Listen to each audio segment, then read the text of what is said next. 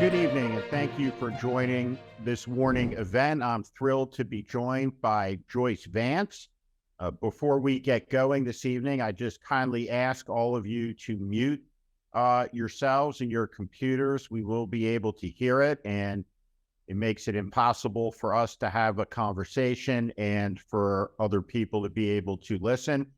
Joyce and I are going to talk for a while, in about 40 minutes. Lisa Kimmel will join us and moderate questions for both Joyce and myself. If you would be good enough to put them into the chat, we'll try to get to as many of them as we can, and we'll bang them out on email responses after the fact. But let me just begin by welcoming Joyce, and somebody who is a frequent presence on American television, somebody who has a real talent for explanation and clarifying a lot of the complexity that we are dealing with as a country. So I couldn't be more thrilled to have her with us today. Joyce, welcome. Thank you so much for having me, Steve. This was a great idea. I love the notion of doing this together. What I did not realize when we settled on this date was that it was both the 1-year anniversary of my Substack, Civil Discourse, today. And of course, I don't think any of us realized we would be on possibly the eve of the first federal indictments of the former president. So what a night to be together. Well, first off, congratulations on that. You have built an enormous Substack following, have had a lot of success like that over the course of the year. I'm coming up on my 1-year anniversary with it as well. It's been a really interesting experience, a very different type of platform, one that I've enjoyed, very, very much. And, one of the things we say to everyone on, I really recommend, if you want a better understanding of the legal issues, what's happening, I can't recommend Joyce's Substack more highly. It's one of the first 5 things I read in the mornings, enjoy it very much. And you'll get a good set of pictures of Joyce's life at the farm also. I appreciate that. I love your Substack too. I didn't understand what Substack was when I first started hearing about people using it. I'm so glad that I took the plunge. I started actually reading my friend E. Jean Carroll's Substack. It was the first one I read. It's hilarious, but now it is my go-to for political commentary like yours, which I think is really my favorite thing about Substack. But, I do read some of the life on the farm stuff. For those of you who don't know, we have chickens in our backyard, which has been an experience. As you pointed out, we are heading into unprecedented days. I'm going to put the Manhattan prosecution aside. I don't mean to diminish it, dismiss it, but I think there are elements of politics in that stand apart from the federal prosecutions that I think are upon us. How should people watching think about this as a matter of history? How unprecedented is it? As you contemplate what seems to be on us, this prosecution of a former president of the United States for the first time in American history? I think it's hard to process things fully in the moment where you're living through them, right? That's why we have historians. And we are going to have this challenge of watching this happen. I increasingly believe it's not a question of if Donald Trump will be investigated by the feds. It's a question of when. And so I would suggest that this is a good paradigm. It's not the only one, but it's a good one. As citizens, we are entitled to demand this from our Justice Department, that they uphold all of their principles, all of their rules, treat Donald Trump as a defendant just the way they would any other defendant. It is a test of our American rule of law to see whether he can be prosecuted in conformity with the same practices, given the same rights, treated with the same level of fairness as any other defendant. And here's the real challenge. Donald Trump would not do that for you or for me if we were on trial. Donald Trump has nothing but scorn for the rule of law. Donald Trump doesn't believe in American norms or practices. So it is a test for our system to see if we can treat him, give him the best tradition of American justice. even though he doesn't deserve it, because in a way, that's the test of the system as much as the verdict that a jury will ultimately render here.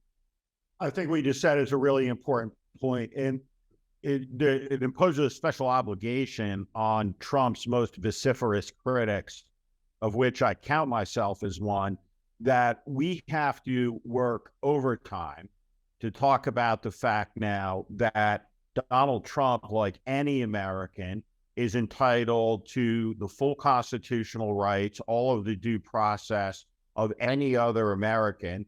And Donald Trump is, in fact, innocent until proven guilty, like any other American, as we enter into this process. That's really important because, I was one of a group of people that looked at the evidence exhaustively, the publicly known evidence, and reached the conclusion that there were 6 statutes that Donald Trump could be charged with violating, sort of 2 buckets. One bucket involved mishandling classified or government secrets, and then the other bucket was obstruction of justice. I think he can be indicted. I think he can be convicted. But what you say is the bottom line for me. Like any other person who's indicted in the American justice system, he is innocent until proven guilty by a jury of his peers, no matter what I might think about the quality of the evidence. Now, putting aside the indictment for a second, and the specifics of what we think may or may not be in it, Chris Christie at New Hampshire Town Hall last night talked about something that I've written about over the course of the last year that I find to be as stunning an act of public corruption in broad daylight as anything that I have seen in my lifetime, and that is the investment by the sovereign investment fund of the government of Saudi Arabia, controlled by Mohammed bin Salman, the crown prince, over the objections of the professional money managers in the kingdom to invest $2 billion with Jared Kushner, who never has invested any money, has no experience running an investment firm, but despite having been denied a security clearance earlier in the administration, had an unwavering appetite for classified information, according to the Wall Street Journal, according to the New York Times, meaning he was one of the highest end consumers of it, wanted the classified briefings. We have who knows what in Mar-a-Lago. You look now with the Saudi purchase of the PGA Tour in the news, Chris Christie directly engaging on this issue, which I have always felt was not a lobbying story, but really an espionage story. And let me just add one aspect to that. Robert Hansen died this week at the Supermax prison in Colorado at age 79. Robert Hansen took about $1 million from the Soviet Union. And again, I'll say that number with Kushner, $2 billion with a B in American money. And all of these issues, I think that outside of the prosecutorial context, there is a confluence between the legal side of this now and the political side of this, with a Saudi connection. The 9/11 families involved in it as well, that I think makes for an explosive mix. Do you have any thoughts on the totality of all of these things coming together, politics and legally, in this moment? Yeah, the Kushner deal certainly does not look kosher to me. And before you even think about espionage, there's just the notion that a senior advisor in the White House who worked extensively with the Saudis, right, who notoriously had friendships in Saudi Arabia, that he was given this gift on his way out the door. It does not look like a smart business decision by the Saudis. It looks like, you'll forgive me, graft. But what do I know? The point here is that when something like that takes place and when there's predication to investigate, then the FBI should be taking a look. And perhaps they have, and they've cleared the situation. Perhaps they're still investigating. We don't really see any suggestion that they are. And I think this is the sort of thing, it should have never happened. I mean, neither one of us, I don't think, has been a White House ethicist. But I think if we had been one of the ethics folks, we would look at the way that the Kushners leveraged their time in the White House and have real discomfort and know that in any other administration, they would have been shut down. Frankly, Jared Kushner's failure, as you point out, to be able to obtain a security clearance, something that should have disqualified him from further work. But we know he was reading the briefing that the president receives every day. I mean, there's just so much dysfunction. So I think Chris Christie is right to raise this in the political arena, because it does not look like the situation will be redressed in the legal one. I mean, there could be a grand jury investigation ongoing. We just don't know. This is not something that can continue. We can't change what happened in the Trump administration. We've got to make sure that there is never a repetition. That's $2 billion. You don't get that amount of money just for nothing. Does that trigger an investigation when it becomes public? Does somebody in the Justice Department, whether they pick that up in the newspaper, cable news, reads about that and says, wow, the president's son-in-law, who had access to the president's daily brief, months after leaving his West Wing office, is taking $2 billion from the Saudis? We have to look into this. Or I was going to say, in my experience, the best public corruption prosecutions always came out of newspaper stories, right? You'd be sitting at your desk reading the newspaper and you go, holy moly, did anybody know this was going on? And prosecutors in my office would talk about it, and you'd pick up the phone and call the FBI. And that's often how those investigations are triggered. So yes, it's legitimate for the Bureau. And I think the Bureau frequently does use the newspapers as one of many sources of intelligence. They all obviously have human sourcing and other ways of getting information. Here's the standard for opening a criminal investigation, though. There has to be predication. There has to be a reasonable belief, more than a mere speculation, that a crime has been committed. So somebody here would have to look at the different pieces, think if there's a statute that this might have violated, and then it would be legitimate, if not incumbent upon you, to look into it. When you talk to your former colleagues in a community of law enforcement, former prosecutors, through a prism of water temperature, meaning, think about a hot tub. It's 102 degrees, it's 99. You can tell the difference between the temperature. Is there a sense that this era has become more corrupt than 10 years ago, 15 years ago, 20 years ago? Is there a sense that we're living in a golden age of corruption by the prosecutors, by the federal prosecutors that are supposed to be looking at these things? Is there a cognition of that as a matter of the fundamental realities of the politics of the moment, or do you think that that's not sensed? You know, if you could sort of slice the top layer of the cake and take Trump and his folks and lift that layer off and set it aside, I think the rest of the cake is like it always is. I mean, there is always a smattering of public corruption that runs through American society that prosecutors have to address. That's why there's an entire public integrity section in the Justice Department that focuses on those cases. I don't think, at least I don't get a sense from talking with folks who do the work, that it's significantly increased, with this one exception. I think Trump's behavior has emboldened other people to ignore laws and ignore norms. And if that is not shut down definitively, you know, we will end up living in sort of a, I don't know if it's a kleptocracy or a kakistocracy, but where government officials increasingly believe that they can get away with bad behavior. That's one of the reasons that you're seeing prosecutors focus on these cases and jump on these investigations. A great example is what happened in the Western District of Virginia last week, where a series of family-owned companies, 13 coal mining-related companies owned by West Virginia's Republican governor, Jim Justice, were sued in a civil action by the Justice Department. They're trying to get back about $7 million in fines that haven't been paid. The reason the lawsuit's happening in Virginia has to do with where the governor's son lives, but he's really a primary focus. And his spokespeople kicked back and they said, this is a political witch hunt. It's sort of like they're going to pick up the Trump defense. It's a pretty clear case of failure to pay money, primarily that they have to pay for fines due to failure to reclaim old mining lands. And that's the sort of stuff that you see. And that's the sort of stuff that prosecutors address. Right now, they have to address it with alacrity because of the situation Trump has created.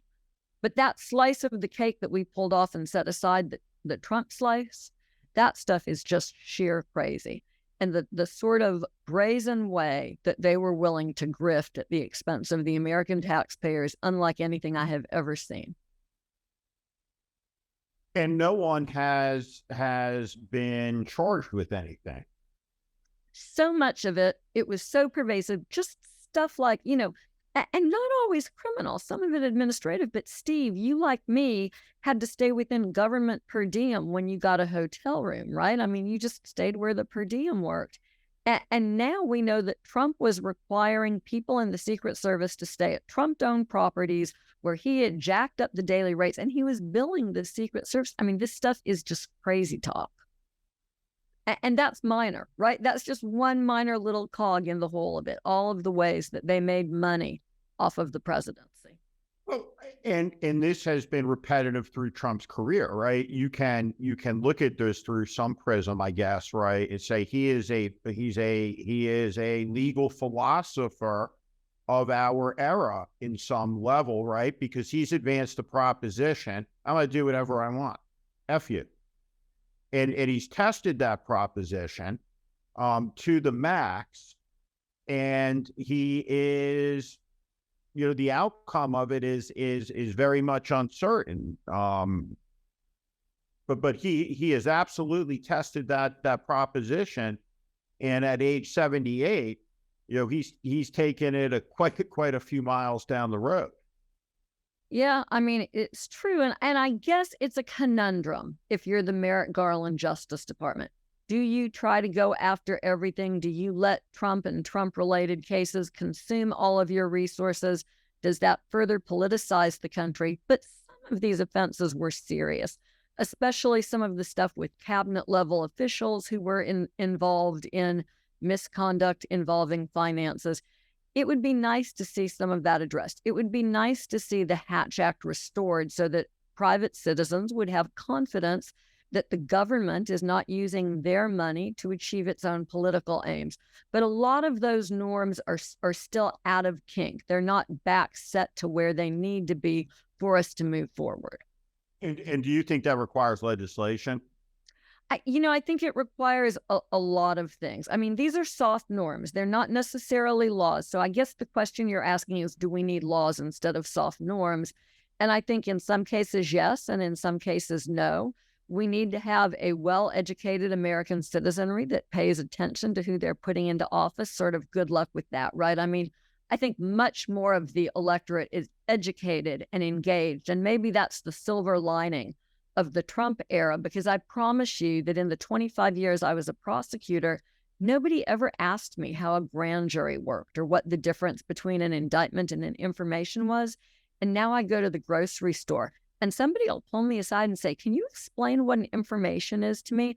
I think that's good for democracy when all of us are sharing the little pieces that we know about. I think that's fabulous. Are you worried about our democracy? I teach in the area of democratic institutions. I spend a lot of time thinking about what the temperature in the institutions is.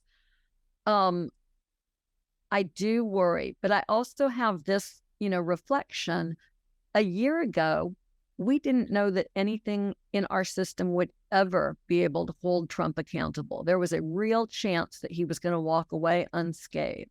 Since then, the January 6th committee has done just a remarkable job of educating the public, surfacing new information, and now the Justice Department is beginning to hold more and more people accountable. That gives me confidence. We may be a fragile system, but that does not mean that we can't survive and grow stronger. How do you feel or think about... Can I push back and ask you that same last question, though? What do you think? How do you feel about the future of democracy these days? I'm extremely concerned. Why? Gravely worried. Well, I think that if you were to, for example, go and listen to John Kennedy speak at Amherst College, which was his last major address as president, it's a speech about the role of art in society. He's honoring Robert Frost. And so this is October of 1963. And you listen to that speech, and it would be fair to judge it against the idiocracy that we seem to live in today. It's as if a comet hit and wiped out about 85% of mankind's knowledge. And there is a degeneracy in the society, like it's unraveling, right? The lack of ability to follow concepts. I was having a conversation with someone earlier today who was a Catholic priest and talked about the concept of the public good as a philosophical construct, and the difficulty of even expressing this as a concept, right, to Americans in this moment in time. So what the founding fathers said in the Federalist Papers, which is really a guide to understand if no one cares, if no one is engaged, if the society is consumed by lassitude, this all goes down. And so when you look at a John Kennedy 50 years ago, materially, substantively, in every conceivable way, there was a depth, there was an elegance, there was a seriousness of purpose that has been stripped from much of our politics.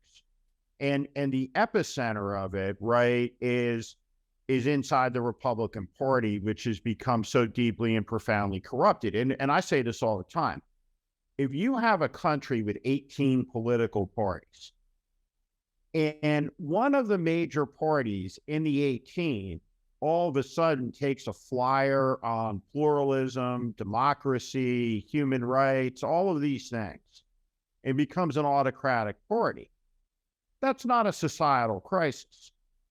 If you have a two-party system and one of the two political parties, which also happens to be the third oldest political party in the world, does that, and we have an inability really to honestly talk about it, look at it, speak about it, and there's an absence of coverage around, to me, what is the fundamental issue, right, of this moment in history, which is the rise of an American fascism. That's exactly what it is. It's an extremist political movement. One thing that I will agree with Benito Mussolini on completely is this. Mussolini invented fascism, and Mussolini gave a speech about fascism where he basically said, I, Mussolini, invented this. It's mine. I'm going to tell you what a fascist is and who gets to be a fascist and who isn't. And if you apply the Mussolini standard from the thing that he invented and talked about in the speech he gave, Marjorie Taylor Greene and a lot of these people, and certainly Donald Trump and certainly Ron DeSantis, all passed the test. And so the issue is one of intent that shockingly to me over the last 7 years that very few journalists have gotten to, but I think I know the answer. And you hinted at it at the beginning. Would Donald Trump lock up his political opponents? Would he imprison me? Would he send people to re-education camps?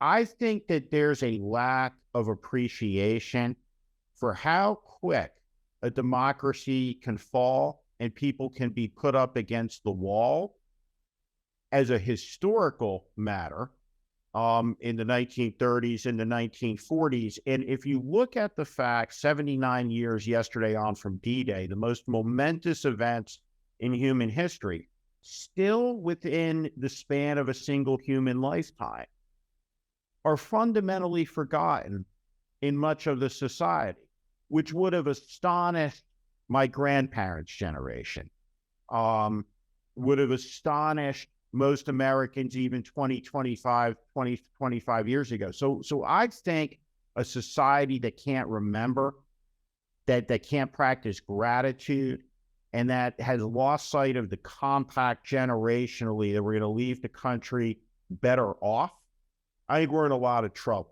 And I think the trouble is constantly undersold, underestimated. CNN is a great example of this, right? With this notion of centrism as being some middle point that you have to frame as the contours of a discussion between two sides. But if you have one side that's completely delusional and fantastical and making up,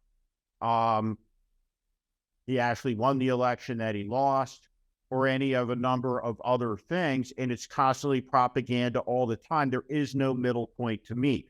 There is no place to compromise with the neo-Nazi, with the Patriot Front, with the Proud Boys, who are now all certainly clearly in the open, part of the political coalition of one of the two major political parties in the country.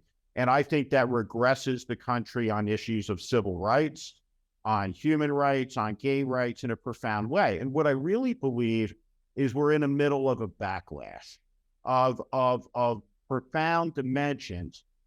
But maybe the backlash is broader than the backlash to the Obama presidency and to gay marriage. Maybe it's a backlash against really a constant moving of the arc of moral justice, as Martin Luther King called it, really from 1947 through about 2016.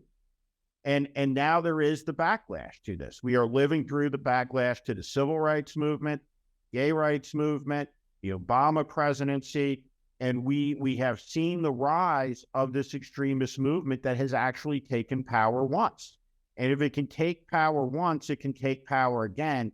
And if this MAGA movement gets in there and takes power again, we will lose democracy as we understand it in the country.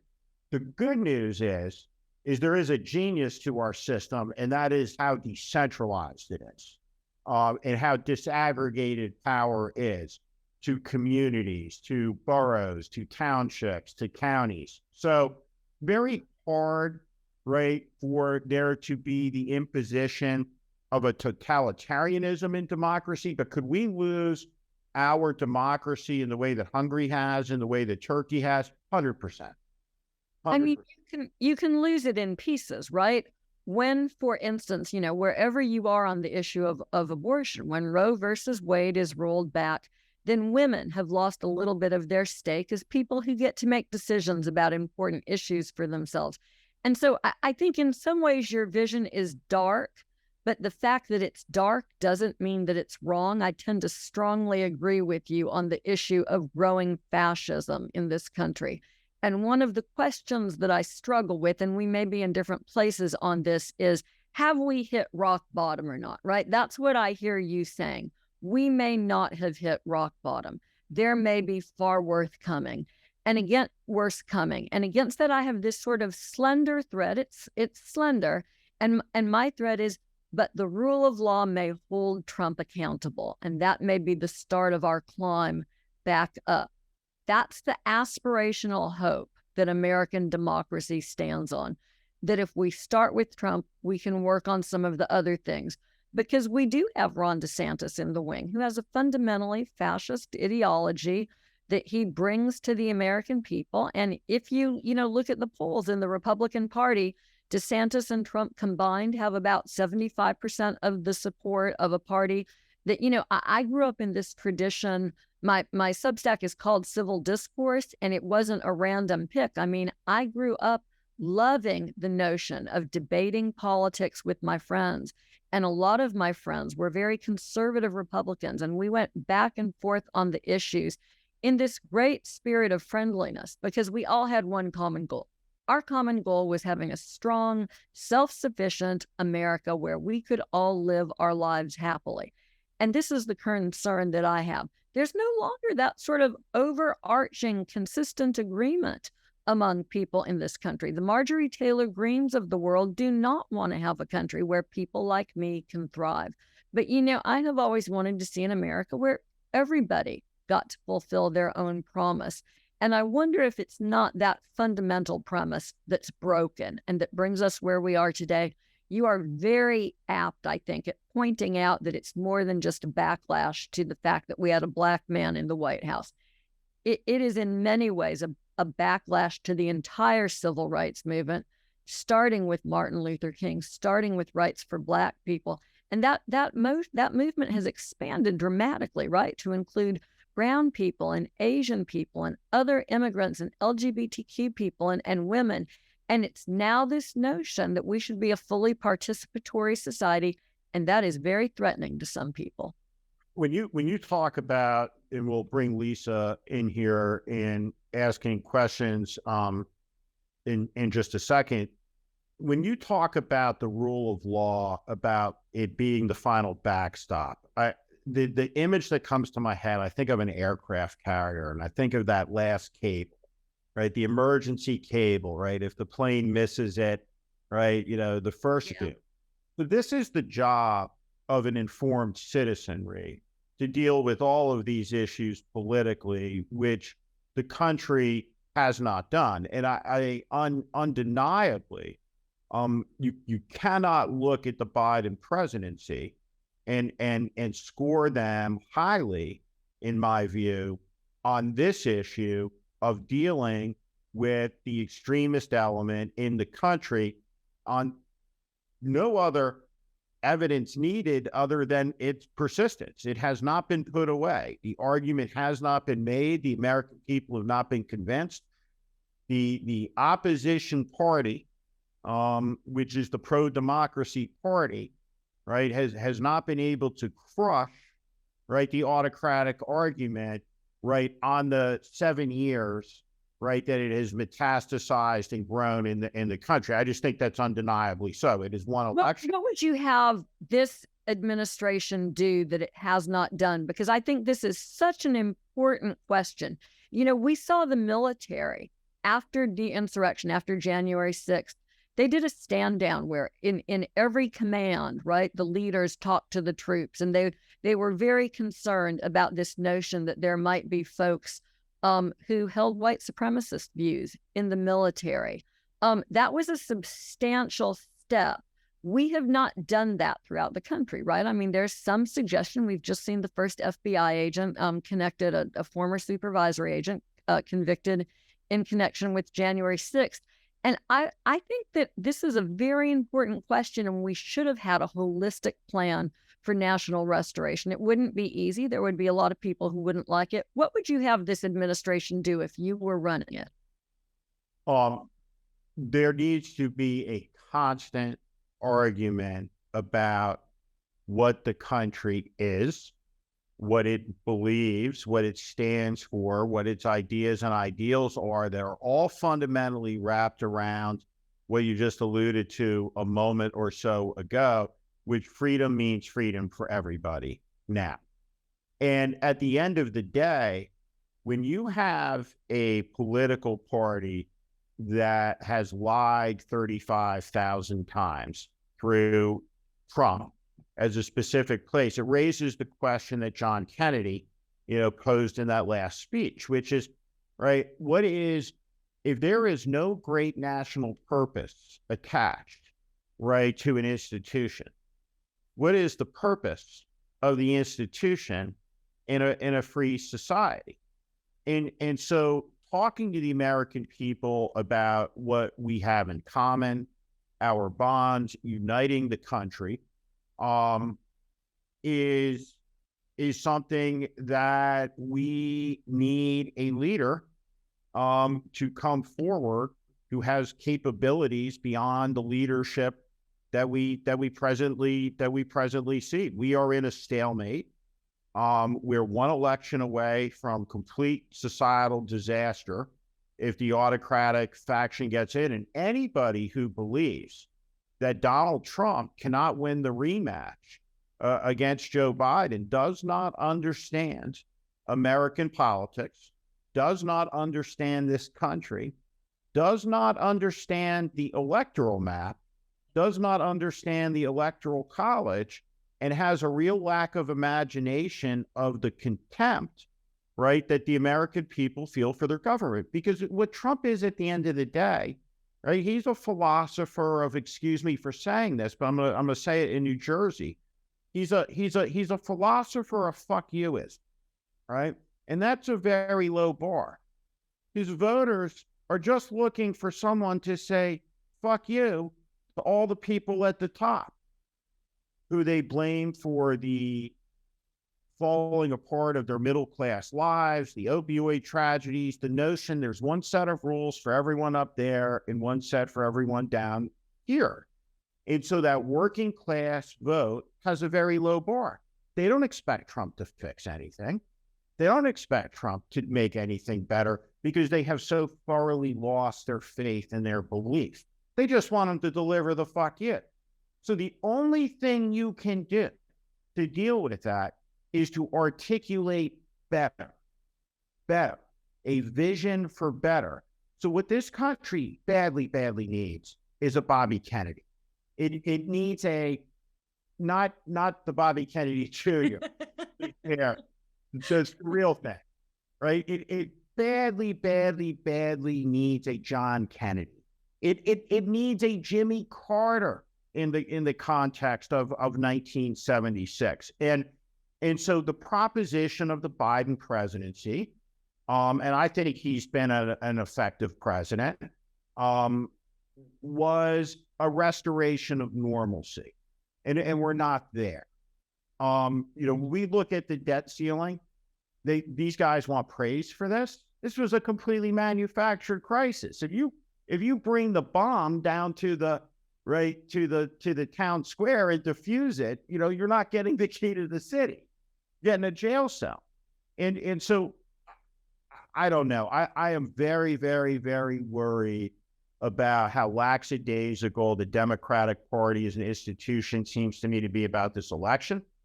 The fact about Biden's political weakness is evidence that very soon Marianne Williams and Robert Kennedy together are going to be north of about 35% of the primary vote. That means the White House is going to have to turn and face and deal with that. And I think there are miles and miles and miles to go in this primary season, and everything that everyone in Washington is telling us with certitude will happen for sure, I don't think is actually going to happen. So I think we'll see it all play out in the next couple of months. But we have overwhelmingly, the country does not want this. They do not want the Trump-Biden rematch. Like 80% of the country. We say we don't agree on anything. We do agree on things. We don't want that. So the country is saying we want a round hole, right? And the politicians are banging a square peg over it. And we'll see what the American people do with that. But traditionally, we're a very defiant people, right? We don't like being told to do things we don't want to do. So there is so much truth in so much of what you've said here. There's just something, I know we don't have a lot of time. There's something that I think is so important that I just want to pull this thread a little bit.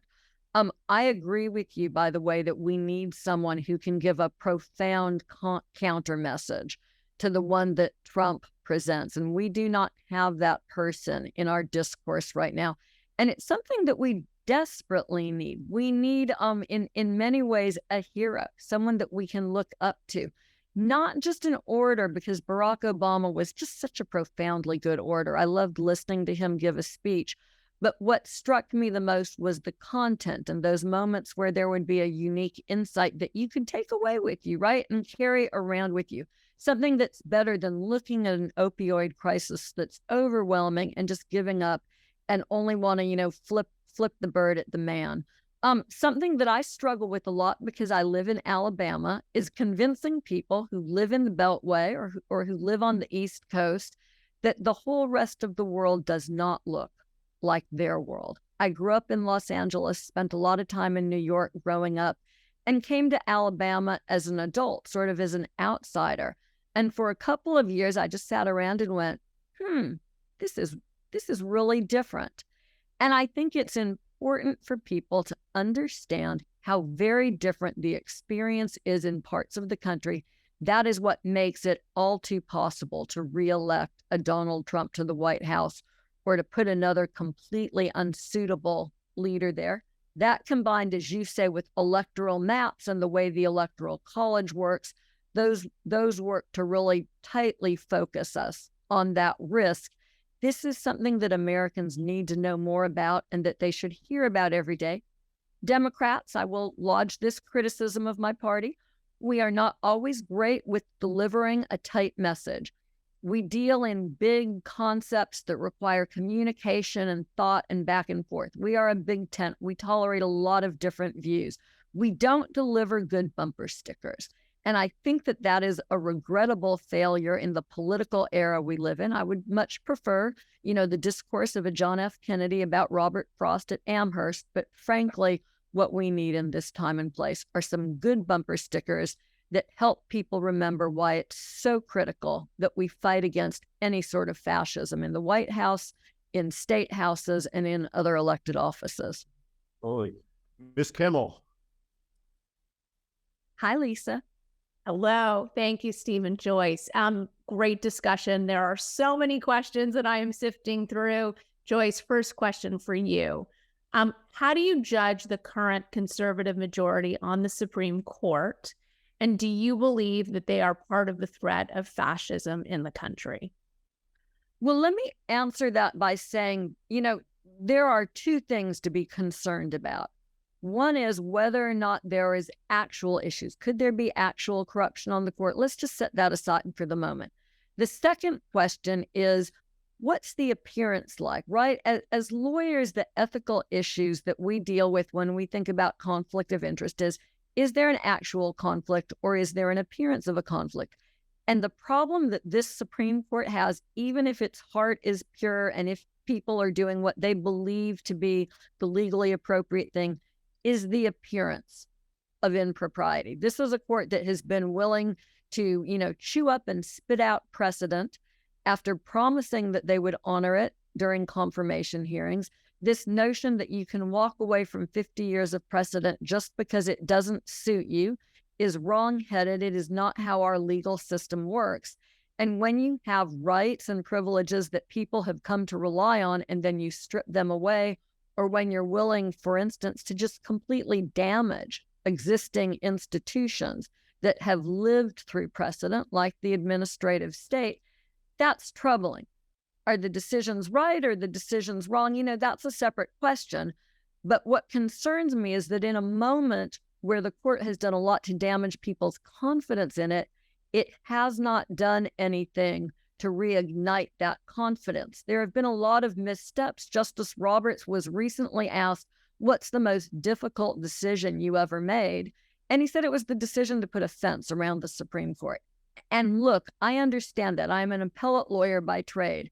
I love the court. I love the institution. It's a terrible thing to see it walled off from the American people. I'm sure that was tough on him. I think that there are substantive decisions that the Roberts courts have made that are deeply troubling, and this court has failed to reassure the American people that it believes in precedent, that it's acting based on the rule of law and not on a change of personalities on the court, and that we should have continuing confidence in them. In the 60s and the 70s, Americans went to court to have rights expanded, to have civil rights enforced. No longer do you go to the courts with confidence that the courts are where rights will be enforced. And that is a difficult moment in American society. Thank you. And Steve, you led the nomination process for Chief Justice Roberts. Do you have any thoughts to share based on your experience working with him and where he is at today and what he has said in terms of what he made I've only talked to the Chief Justice once on the 10th anniversary of his ascension to his office, but he's an institutionalist. And I think that Joyce's point, I would imagine that was very difficult for him, just knowing how he sees the court. But again, I think I'm a little bit darker than Joyce is in my analysis of this. It's the court's a broken institution at a minimum level. It's edging towards an illegitimacy in the eyes of the American people that's dangerous in the context of the maintenance of democracy. That democracy is sustained not by the iron fist, but by faith and belief in the institutions. And I think that the Clarence Thomas situation is a disaster. Those are acts of corruption. I don't need to know anymore, in my view, to say they're acts of corruption fairly. Outrageous conduct. The comportment of some of these justices is similarly outrageous. And we're going to need to deal with some issues in the country. When we passed the Constitution in the 1780s, the average life expectancy was lucky to make it to 50. We're going to have people living to 125, 135 years old who are getting on the court when they're in their 50s. Do we want the next Clarence Thomas to spend 90 years on the Supreme Court? And I think the answer is no. There needs to be term limits on the court. There may need to be consideration given to an expansion of the court. But both parties have played a role through the confirmation processes of completely politicizing and breaking the trust. And what you have to understand is that, if McDonald's and Burger King attacked each other like Republicans and Democrats do, what would the result be? Right? There'd be a lot less hamburgers eaten in America, right? And that's the result you're getting, from politics, is a total turnoff from it. So there are a lot of questions about Trump. I'm just going to ask you one, Joyce. Do you actually believe that Trump is going to serve time in prison for his crimes? This is such a good question. None of you will like the answer that I'm about to give you. Let me start by talking about two other cases involving the Espionage Act and classified documents. Both involve former CIA directors, General Petraeus and John Deutsch. Both of them were permitted to plead guilty to a misdemeanor for conduct that roughly is the same as Trump's. I say roughly because in the Petraeus case, there was very clear dissemination to his biographer. But we're still in the same ballpark. Misdemeanor guilty pleas, no time served. And the reason in both of those cases that DOJ offered that deal was twofold. One was, how do you protect the secrets that are inside of these guys' heads in the general prison population? That can be tough to do, right? And then the second question was, what secrets might spill if you go to a trial situation? These two very powerful men are fighting for their lives at trial. What won't they do at trial to protect themselves? And so it's this first question here, this notion of how do you keep the nation safe when you have someone like the former director of the CIA in prison, that really is very difficult with Donald Trump. What do you do? Is his detail in prison with him? I have had conversations with folks who served on his detail, at least for an arrest process, and we've now seen that happen in New York. The feeling was that, yes, at least the lead agent on his detail goes in and stays with him. Well, what do you do if you're the warden at, let's just say that he goes to Talladega, the federal prison in my district. It's a minimum security prison. Are you going to have Secret Service agents carrying weapons, which they must do, in your general prison population? And what kind of risk does that create? I mean, there are all of these questions that we have never had to deal with before that are very perplexing. And so you will forgive prosecutors if they would wish that these sorts of questions would just go away. But the reality is, I don't think that the American public will be satisfied with a misdemeanor plea and no jail time here. And I personally think that this former president's conduct exceeds what we've seen in cases where that's the precedent. Trump's lawyers are going to go in, and if at some point he's willing to accept a plea deal, which is really tough to imagine right now, Donald Trump stands up in a courtroom and says, Your Honor, I'm pleading guilty because I am guilty and for no other reason. I just can't envision that. But if we get to that moment, they will go in and they will say to DOJ, your precedent in the Petraeus case and others is that we get a misdemeanor deal and no jail time. And if you treat like defendants like, that's one outcome.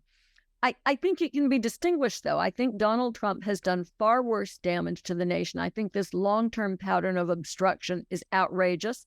I'd be willing to bet prosecutors have evidence we don't yet know anything about. They've now talked to all 20 Secret Service agents on the Trump detail. One assumes that they are looking for some evidence that these documents were disseminated, which would really ratchet this entire thing up, sort of to tag off of Steve's earlier point about why do you invest $2 billion in an untried businessman. And so there may be the realistic question of how do you incarcerate a former president? Is that, something that often happens is home confinement, and especially for someone with a shorter sentence. They can be confined to their home. They can be forced to wear monitoring equipment so they can't leave. They get to go to work. They get to go to church. That's about it. It's tough, I think, this notion that Donald Trump locked up at Mar-a-Lago would be due punishment. But at the same time, a guilty verdict against Donald Trump will send a very strong message. I think one of the big issues here, and I'm going to duck the question just a tiny bit because you know my thoughts. Tough to put Trump in jail. I hope he will serve at least a minimal custodial sentence. But this mere fact of conviction and the opportunity that this special counsel will have to educate the American public about the case, I think we can't underestimate how valuable that is. During Watergate, the special prosecutor went to the country and he talked about the case and he explained why it was a righteous case. We need to see something like that happening here. This just can't be the typical DOJ. We filed this indictment and, everything that we have to say is in the four corners of the indictment and, furthermore, saith the prosecution not. This is not the moment for that. Prosecutors cannot take the stage and argue that the defendant is guilty outside of court. That just is too prejudicial. It would violate a defendant's rights. What they can do is they can explain their case so that Americans can understand it and talk about it. And hopefully at the end of the day, the overwhelming majority of us will embrace it and will understand that it's the right thing to do. Thank you. There are a lot of questions around what is it that people can do to address so many of the issues that the countries are facing. I'm going to ask you about one, and I'll ask both of you to comment on it. The issue of book banning. What can the people listening here tonight do to address this problem within their local communities or at a state level? Well, look, I think, I've talked about this, which is if whatever community you're in, let's say you're living in Johnson, Kansas, and you have a crazed school board that wants to ban all the books in the Johnson, Kansas school district. This isn't a national emergency. It's certainly an emergency in that township in Kansas. And what people should do is vote those school board members out of office as quickly as possible. I need to be a better citizen on this. I'm someone whose engagement is in national politics. I have frequently not voted in local elections in, places that I was living in and traveling 300,000 miles a year out of, right? Disconnected from the local community. The truth of the matter is, in Park City, Utah, you could hold a gun to my head. I couldn't tell you who my state senator is, right? Who my state rep is. Who's on the county council. I have no idea. There's no excuse for that. There's truth of the matter is that, when you have a political party filled with crazy people, right? You're a normal person working hard. You got the kids, you're raising the chickens, you're working hard, you're doing whatever. You don't want to go, right, and fight at the end of the day for 3 hours a day, 7 days a week with a bunch of crazy people in the local politics club, right? So, but at the end of the day, right, government of the people, by the people, for the people fundamentally means, right, government of the people, by the people, for the people. There will always be someone who is willing to be in charge, right? To put the time in, right? Looks left, looks right, like, hey, I guess I'll be the local Führer of the school board and run amok. At the end of the day, you have to be able to put your foot down. You got to be involved, and you got to care. And that's what my advice is. But understand, book banning, restrictions on what you can think, your conscience, what you can say, the chill in the air on all of these issues, it's terrible, right? And it's delusional.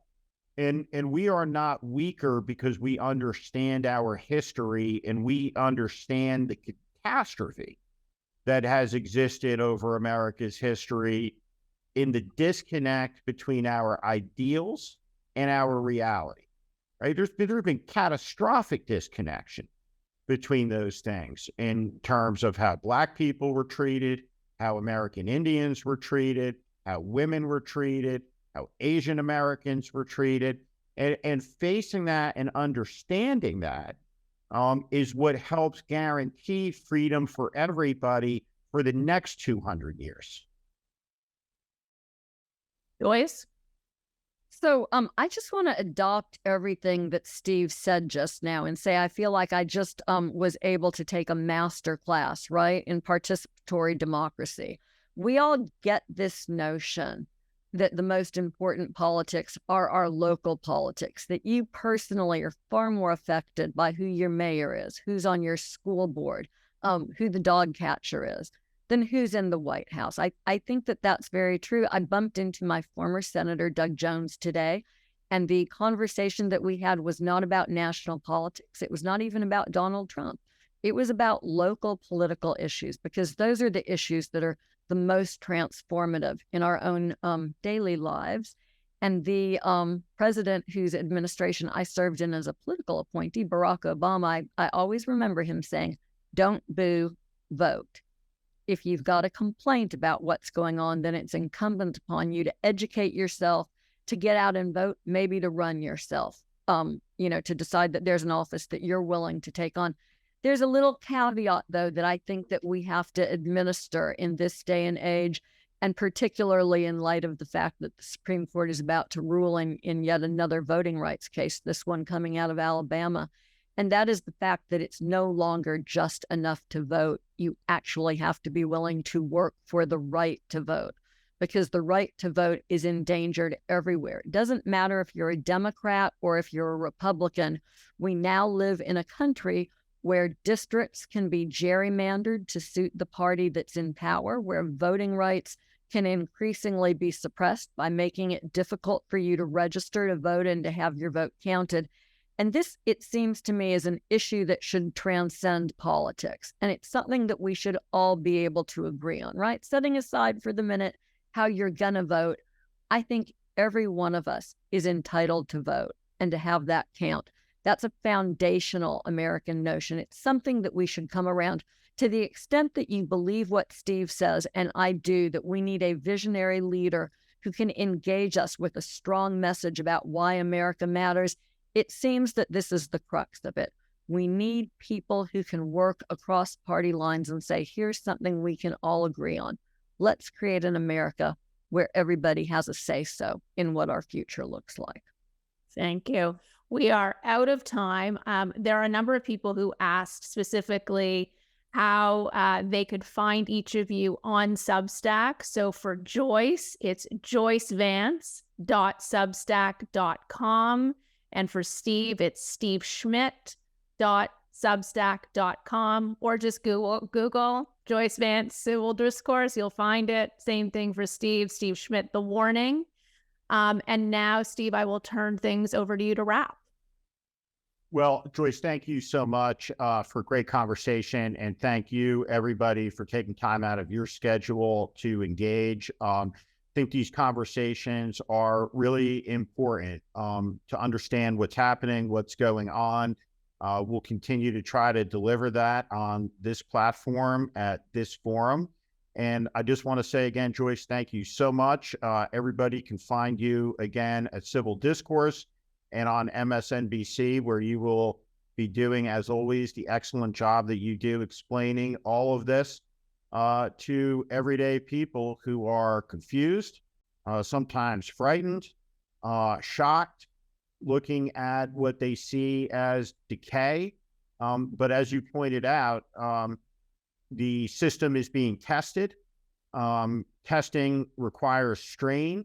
So we're seeing our systems be strained, but at the end of the day, even the most pessimistic amongst us cannot disagree with the fact that they are holding in this hour, and accountability is coming. And so thank you very much for your time. Can I just say one last thing, just because people are asking? There is an audio recording of this session. Both Steve and Joyce will send it out to Civil Discourse audience as well as the Warning.